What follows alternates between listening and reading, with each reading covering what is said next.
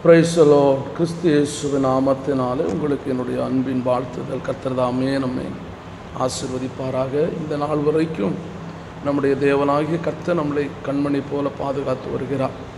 இன்றைக்கும் சற்று நேர சிந்தனைக்காக லூக்கா எழுதின சுவிசேஷம் 8வது அதிகாரம் 27வது வசனத்திலிருந்து சில வசனங்களை நான் உங்களுக்கு குறிப்பிடுகிறேன். அதாவது ஒரு 36 வசனம் வரைக்கும் நீங்கள் படிங்க, அதை படித்து பாருங்கள். எல்லாவற்றையும் இதில் விளக்கமாக விவரித்து சொல்ல முடியாது. வேதாகமத்தை நான் வாசிக்கும் போது அதில் அநேக காரியங்களை நாம் கற்றுக்கொள்ள முடியும். பாருங்கள், அவர் கரையில் இறங்கின போது நெடுநாளாய் பிசாசு பிடித்திருந்தவன். இந்த நெடுநாளாக பாழாக்கப்பட்டது என்று சொல்லப்பட்டிருக்கிறது. நெடுநாள் வாழ்க்கையில் நெடுநாளாக கஷ்டப்படுறாங்க, நெடுநாளாக வேதனைப்படுறாங்க, நெடுநாளாக உபத்திரப்படுறாங்க, நெடுநாளாக வேதனை அனுபவிக்கிறேங்க அப்படின்னு சொல்கிற நிறைய பேர் இருக்கிறாங்க இல்லையா? உங்களுக்கு தெரியும், நான் நெடுநாளாக இவ்வளோ கஷ்டத்தை அனுபவிச்சுட்டு இருக்கிறேன் ஐயா, இந்த கஷ்டத்திலிருந்து யார் தான் எங்களுக்கு விடுதலை தருவா எங்களுக்கு தெரியலை அப்படின்னு சொல்லி நெடுநாளாக எத்தனையோ இடத்துக்கு போய் தனக்கு விடுதலைக்காக போயிட்டுருக்கிறாங்க. பாருங்கள், இங்கே ஒரு வேதவசனம் சொல்லி பாருங்கள், நெடுநாளாய் பிசாசு பிடித்தவன். நெடுநாளாக ஒரு பிசாசு ஒரு மனிதனுக்குள்ளே இருக்கிறது. இப்போ அந்த மனிதனுக்குள்ளே இருக்கும்போது அந்த மனிதன் எப்படி மாறிவிடுகிறான் பாருங்கள். அவன் வஸ்திரம் தெரியாதவனா. நெடுநாளாய் ஒரு மனிதனுக்குள்ள ஒரு பிசாசுனுடைய கிரியைகள் அல்லது செய்வன ஆவிகள், மாந்திரிக ஆவிகள் அல்லது ஏதோ ஒரு அசுத்த ஆவிகள் அவர்களை தாக்கி கொண்டு இருக்குமானால் அவர்களை மானபங்கப்படுத்துகிறது. மானபங்கம் என்று சொன்னால் அவர்களை நிர்வாணப்படுத்துகிறது. மற்றவர்கள் அவர்களை கேவலப்படுத்தக்கூடிய அளவுக்கு நிர்வாணமாய் ஒருவர் போகிறார் என்று சொன்னால் அவர்களை மனிதர்கள் பார்த்து கேவலப்படுத்துவார்கள் இல்லையா? அதே மாதிரி மனிதர்களை கேவலப்படுத்துகிறது. இன்றைக்கும் அநேக மனிதர்களாலே கேவலப்படுத்தப்படுகிற சூழ்நிலையில் உங்களுடைய குடும்பங்கள், உங்களுடைய பிள்ளைகள் இருக்கலாம். நல்லா புரிஞ்சுக்கோங்க, நல்ல ஒரு குடும்பத்தில் வாழ்ந்தேன், நல்லா படிக்க வச்சேன், ஆனால் என்னுடைய பிள்ளை நெடுநாளாக இப்படி பைத்தியமாக அல்லது நெடுநாளாக பிசாசின் பிடியினாலே நல்ல வஸ்திரம் தரிக்காமல் எத்தனையோ மனிதர்களை இன்னைக்கு பெரிய பெரிய ரூம்களில் பூட்டப்பட்டவர்கள் நிலைமையில் இருக்கிறது.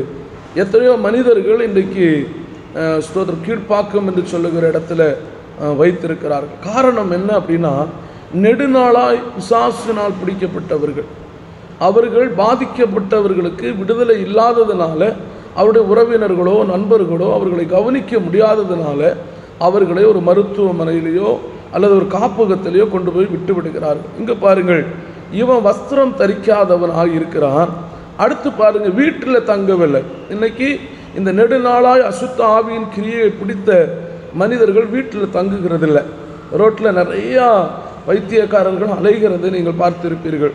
ஒருவேளை நீங்கள் நினைக்கலாம், அவர்கள் எப்படி பைத்தியமாகிவிட்டது, அவர்களுக்கு ஏதோ ஒரு சூழ்நிலை, ஏதோ ஒரு அசுத்த ஆவியினுடைய கிரியை அவர்களை தாக்குகிறது. இன்னைக்கு எத்தனையோ தாய் அல்லது தகப்பன், குடும்பத்தினர்கள், உறவினர்கள், என்னுடைய சகோதரன் இப்படி பைத்தியமாக அல்லது பிசாசனுடைய பிடியினால் பாதிக்கப்பட்டு அவன் ரோடாக திரிகிறான், வீட்டுக்கு வருகிறதில்லை என்று சொல்லி எத்தனையோ தாய் தகப்பன் வேதனைப்படுகிறார்கள். அருமையான சகோதரனே, அருமையான சகோதரியே, இப்படிப்பட்ட சூழ்நிலையில் நீங்கள் இருக்கிறீங்களா? ஒருவேளை என்னுடைய மகன், என்னுடைய மகள் அல்லது என்னுடைய மனைவி அல்லது என்னுடைய குடும்பத்தில் இருக்கிற யாரோ ஒருவர் இப்படிப்பட்ட சூழ்நிலை ஆகிவிட்டார்கள், அவர்களுக்கு எப்படி விடுதலை கிடைக்கும்? ஒருவேளை நீங்கள் மருத்துவர்களை சென்று அணுகுகிறீர்கள் என்று சொன்னால் அவர்கள் உங்களுக்கு தூங்குவதற்கான, அதாவது உங்களுடைய ஸ்தோத்திரம் சுய நினைவுகளை இழந்து தூங்குவதற்கான ஒரு சூழ்நிலையை உண்டு பண்ணி கொடுப்பார்கள். ஆனால் இயேசு கிறிஸ்து அப்படி அல்ல. பாருங்கள், இங்கே பிசாசு பிடித்தவன் எங்கே இருக்கிறான் பாருங்களேன். ஒன்று, வஸ்திரம் தரிக்கவில்லை. இரண்டாவதாக வீட்டில் தங்கவில்லை. நல்ல வீடுகள் இருக்கிறது, நல்ல தாய் தகப்பன், நல்ல அவர்களுக்கு வாழக்கூடிய சூழ்நிலைகள் எல்லாமே இருக்கிறது. ஆனால் அவர்கள் வீட்டில் தங்கவில்லை. காரணம் என்ன? அவன் பிசாசின் பிடியினாலே பாதிக்கப்பட்டிருக்கிறான். இன்றைக்கு உங்களுடைய பிள்ளைகள், குடும்பத்தை சார்ந்தவர்கள் யாரோ இப்படி அலைந்து திரிவார்கள் என்று சொன்னால் கவலைப்படாதீர்கள். பக்கத்தில் உங்களுக்கு தெரிந்த தேவாலயங்கள் இருக்கும் என்று சொன்னால் அல்லது ஊழியர்கள் இருப்பார்கள் என்று சொன்னால் அவர்களிடத்தில் கொண்டு போங்கள். அவங்க ஜெபம் பண்ணும்போது கர்த்தர் அற்புதங்களை அதிசயங்களை செய்வார். இது மனிதனால் கூடாது, இது ஸ்தோத்திரம் மருத்துவத்தால் கூடாது, தேவனால் உங்கள் பிள்ளைகளுக்கு ஒரு அற்புதத்தை செய்ய முடியும் என்பதை இந்த நேரத்தில் நான் மனதார சொல்லுகிறேன். கர்த்தருடைய பிள்ளை எத்தனையோ வாலிபர்கள், எத்தனையோ வாலிப பெண்கள், எத்தனையோ குடும்ப தலைவர்கள் இன்றைக்கு இப்படிப்பட்ட சூழ்நிலையில் வீட்டை விட்டு அலைந்து கொண்டிருக்கிறார்கள். அவர்களை குறித்த பாரம் கிறிஸ்தவர்களாக இருக்கிற நமக்கு வர வேண்டும். ஐயோ, இப்படிப்பட்ட பிசாசின் பிடியினால் பாதிக்கப்பட்டு எத்தனையோ மனிதர்கள் அலைகிறார்களே, அவர்களுக்காக கண்ணீரோடு பாரத்தோடு நீங்கள் ஜெபிக்க வேண்டும் என்பதை மறந்து போகாதங்க, ஜெபம் பண்ணுங்க. அடுத்து பாருங்க, அவன் வீட்டில் இல்லை, அடுத்து பிரேத கல்லறைகளிலே, இங்கே கரெக்டாக சொல்லப்படுது பிரேத கல்லறைகள். பிரேதம் என்று சொன்னால் தெரியும், செத்து போனவர்களை அடக்கம் பண்ணுகிற இடம், அந்த அசுத்தமான இடம், அசுத்தம் நிறைந்த இடம். ஒரு நாள் நான் ஒரு இடத்துக்கு ஊழியத்துக்கு போயிட்டு இருக்கும்போது ஸ்தோத்திரம், ஒரு நபர் நல்ல உயரமாக இருக்கிறார், நல்ல ஒரு பலனாக இருக்கிறார், ஒரு வாலிப தம்பி. பக்கத்தில் இருக்கிறதான அந்த எச்சி இலையை, அதாவது குப்பை கொட்டுறாங்க, அந்த கொட்டுகிற இடத்துல இருக்கிற எச்சி இலையிலிருந்து ஒவ்வொரு சோறாக இப்படி விரைக்கி வாயில் வைக்கிறதை பார்த்து என் உள்ளம் உடைந்து விட்டது. ஆனால் இன்னொரு சாப்பாடு வாங்கி கொடுக்குறாங்க, ஆனால் அந்த சாப்பாடு அவர் சாப்பிடவில்லை. அந்த அசுத்தமாய் கிடைக்கிற அந்த குப்பையில் கிடைக்கிற அந்த சாப்பாடு எடுத்து சாப்பிடுகிறார். சுயநலமாய் சுய புத்தி இருக்கும், ஆனால் சுயமான அந்த சிந்தனை இருக்கும் என்றால் அவர் அந்த காரியத்தை செய்திருப்பாரா? நீங்கள் யோசித்து பாருங்க. அப்படிப்பட்ட மனிதர்கள் எல்லாம் இன்றைக்கு மீட்கப்பட வேண்டும். இது யாரால முடியும்? ஏசப்பாவால முடியும். ஏசப்பா அந்த அற்புதத்தை செய்வார். அந்த அற்புதத்தின் வல்லமையை, அந்த அதிசயத்தின் வல்லமையை செய்யக்கூடிய கிருபைகளை கர்த்தர் ஒவ்வொரு ஊழியர்களுக்கும், ஒவ்வொரு ஊழியக்காரர்களுக்கும், கர்த்தர் ஒவ்வொரு சபைக்கும் அதை கொடுக்கட்டும் என்று சொல்லி பிரார்த்தனை செய்யுங்கள், ஜெபம் பண்ணுங்கள். அடுத்ததாக பாருங்க, வீட்டில் தங்கலை, கல்லறையில் தங்கிட்டு இருக்கிறான் நம்ம பிள்ளைங்க. இன்னைக்கு நீங்கள் வளர்த்துட்டு இருக்கிற உங்கள் பிள்ளைங்க இப்படிப்பட்ட அசுத்தமான இடங்கள் இருக்கும்போது உள்ளம் எப்படி உடையும் என்பதை சற்று யோசித்து பாருங்க. கர்த்தருடைய பிள்ளையே, அருமை சகோதரனே, அருமையான சகோதரி, உங்களுடைய வாழ்க்கையில் இப்படிப்பட்ட சூழ்நிலைகள் இருக்கும் என்றால் இயேசுவை தேடுங்கள். இயேசுவால் மட்டும்தான் உங்கள் குடும்பங்களுக்கு விடுதலை கொடுக்க முடியும்.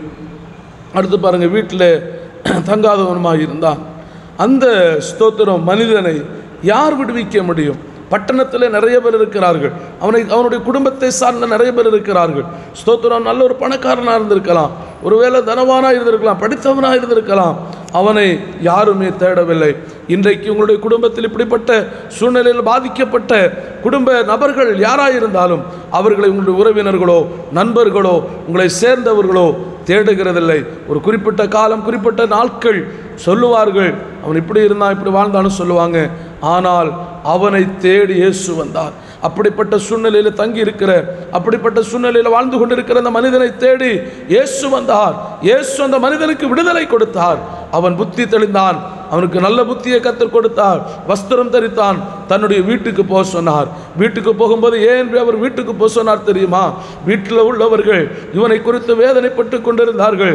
என் மகன் என்னைக்கு விடுவிக்கப்படுவானோ, என் மகனுக்கு என்னைக்கு விடுதலை கிடைக்குமோ என்று சொல்லி நினைத்தார்கள். அதனால் வீட்டுக்கு அனுப்பினார். கர்த்தருடைய பிள்ளையே, உங்களுடைய பிள்ளைகள், உடைய பிள்ளைகளுடைய சூழ்நிலைகள் மாற வேண்டும் என்றால் ஒரே ஒரு வழிதான், இயேசு தான். அந்த இயேசு ரட்சகரை உங்களுக்கு சொந்த ரட்சகராக ஏற்றுக்கொள்ளுங்க. அவரால் அன்றி நீங்கள் விடுவிக்கப்பட முடியாது. அவர்தான் நம்மை விடுவிக்கிற தெய்வம், சர்வ வல்லமையுள்ள தெய்வமே. யாராவது வேதனையோடு இப்படிப்பட்ட சூழ்நிலையில் இருப்பார்கள் என்று சொன்னால் இன்றைக்கு இந்த சத்தத்தை கேட்கும்போது கர்த்தர் அவர்களை விடுதலை ஆக்கும் என்று இயேசுவின் நாமத்தினால நாங்கள் ஜெபிக்கிறோம். ஆண்டவர், அப்படிப்பட்ட கிருபைகள் வரங்களை கர்த்தருடைய ஊழியர்களாக இருக்கிற ஒவ்வொரு ஊழியர்களுக்கும் கர்த்தர் கொடுங்க. அப்படி நீங்கள் பயன்படுத்துங்க, பாதுகாத்து கொள்ளுங்க. இயேசுவின் நாமத்தில் ஜெபங்களும் பிதாவே, ஆமென். கர்த்தர் உங்களை ஆசீர்வதிப்பாராக.